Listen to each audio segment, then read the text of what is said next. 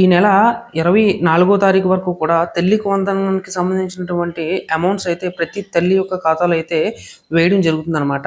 అయితే ఈ నేపథ్యంలో చాలామంది సైబర్ నేరగాళ్ళు అయితే మాత్రం దీన్ని ఆసరాగా తీసుకొని కొన్ని రకాల లింక్స్ అయితే వాట్సాప్ల ద్వారా లేదంటే పలు రకాలుగా మీ ఫోన్‌కి పంపించడం. సో, దీని ద్వారా అయితే చాలామంది యొక్క ఖాతాల్లో అమౌంట్ పోయే అవకాశం అయితే చాలా వరకు ఉంది కనుక ప్రతి ఒక్కరు కూడా చాలా అలర్ట్‌గా ఉండండి.